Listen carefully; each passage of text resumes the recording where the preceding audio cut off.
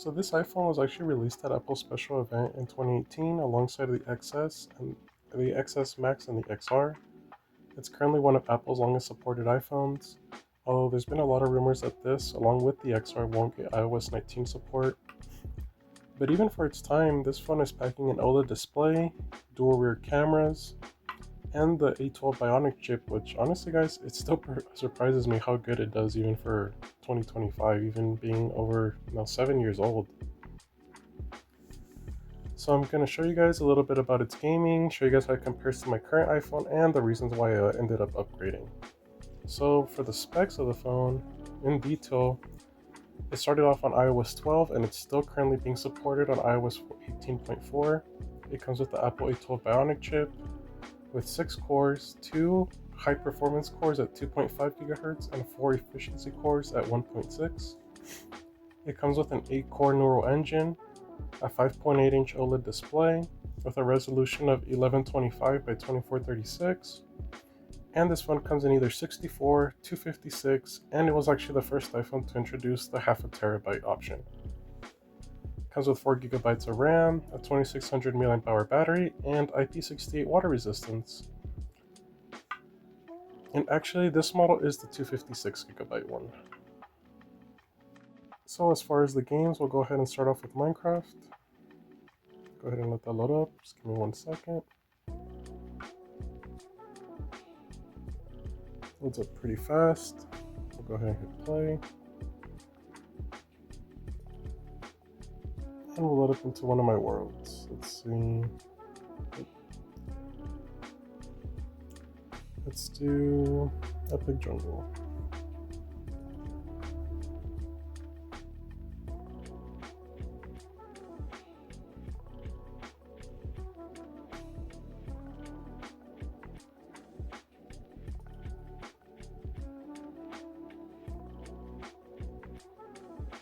And if you guys are big Minecraft fans, I don't know if you guys have already seen it, but Minecraft Pocket Edition and all the Bedrock editions will get re-enhanced lighting effects. And this iPhone is actually going to be one of the only ones to actually support it. Anything before this phone won't be able to support that new feature. So we'll go ahead and go into our settings. We'll go down to video. Show you guys what I have it set on. I pretty much have it maxed out on the highest render distance, 60 frames, and fancy.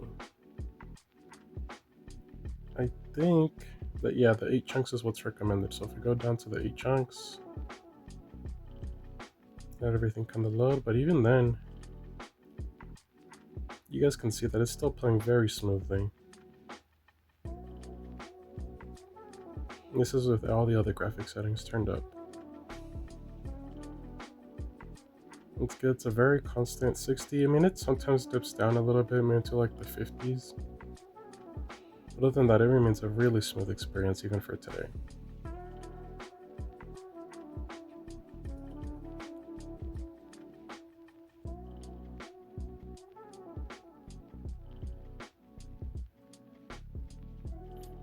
Oh crap.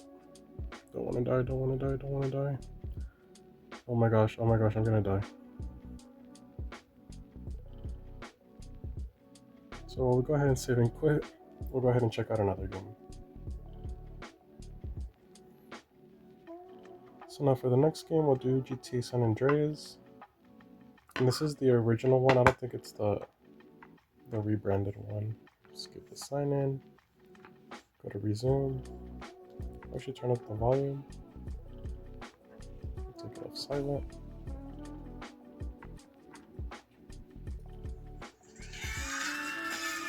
Looks like I was already doing some stuff.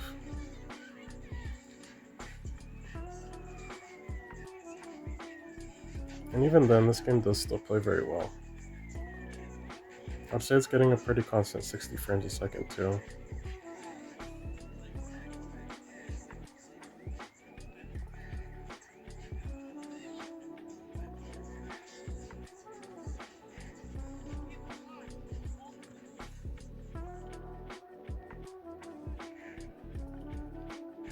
Anyways, I haven't played in a while, but as you can see, the game does still play really smoothly on this phone. And it looks really good, honestly. My cameras are doing it justice, but the colors look really nice on here.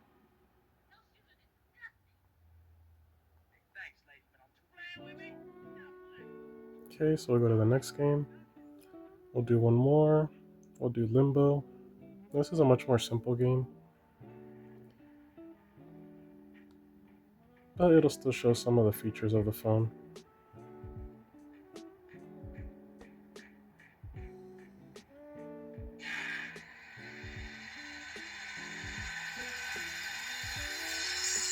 Oh, that might have not been good. But as you guys can see, even then, this phone honestly performs very well. I don't have any complaints about it. Let's see, let's try one more time. Oh, just barely.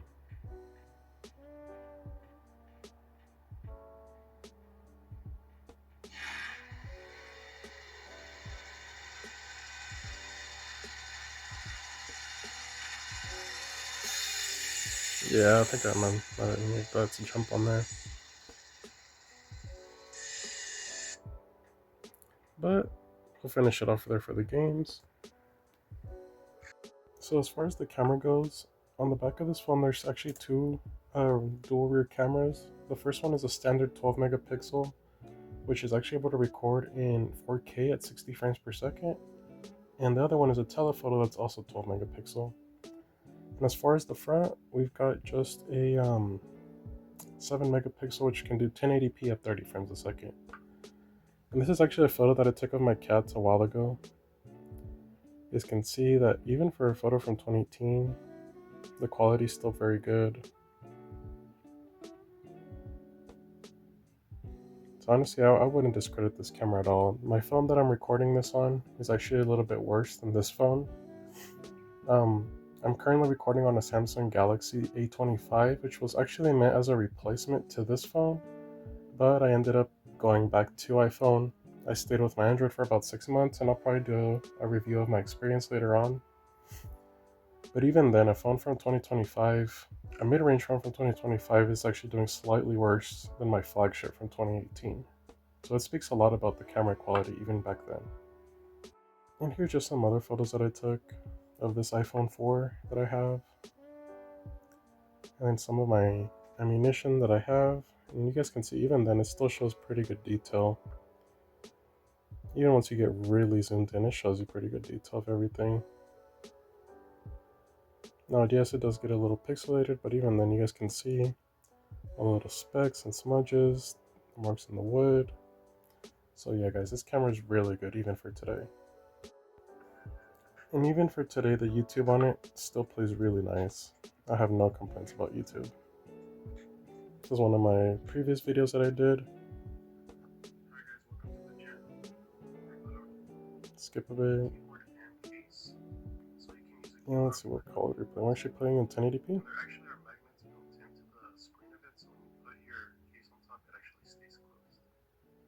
So YouTube plays pretty well. And it even does a little window on here. And honestly, guys, it's just a very smooth experience even for today. Now, as far as web browsing, we'll switch to that next. So I'll go ahead and do a quick search. Let's do iPhone.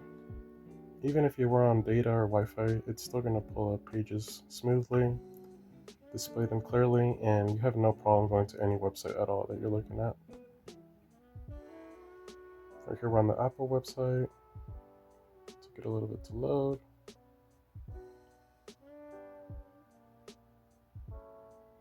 So now, guys, I really don't have any complaints about this phone at all. It's still a very good phone, even for being 6 years old at this point. Or I guess it's technically 5, but it's doing still really well. So to finish it off, as why I upgraded, for cons I really don't have many, honestly. This phone still does about 95% of what I want a phone to do. Really the biggest reason was that the cost to get the back fixed, and it also needs a new battery because the one currently, I'll show you guys, I think it's around, let's see, go to battery. You can see it says service. It's actually about 77% life left. So the battery needs to be replaced. The back glass is broken, and about 2 or 3 years out of me owning this phone, the earpiece up here actually started to kind of malfunction on me, to where I can still hear people, but unless it's pretty quiet, I really struggle to hear them. It's pretty low volume at this point. And the cost to get all of that fixed would have been about the same amount of money to get my iPhone 14. So at that point, I just decided I might as well just get my iPhone 14 and just not even bother with this phone anymore. Now, would I still recommend this phone? I'd still say yes for someone who's looking for a budget iPhone that still performs very good. It's also why I do prefer iPhones in general. It's just the consistency for me. I know people will probably hate on me because they don't like iPhones or they have, their own preferences, and I completely understand that. Don't get me wrong. I tried using an Android for about 6 months and it just didn't work out for me. Um, but if you're in the market for a decent phone, you don't want to spend too much money, you can find these used, refurbished for about, I don't know, $170, $180 on eBay. And honestly, they still have great support. Even if it doesn't get the newest iOS 19 update this year, I still see this phone being completely usable for at least the next 2 to 3 years without any issues.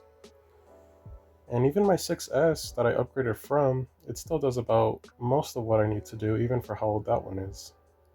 So yeah, I'd still recommend it to buy it. Thank you guys for watching and have a good day.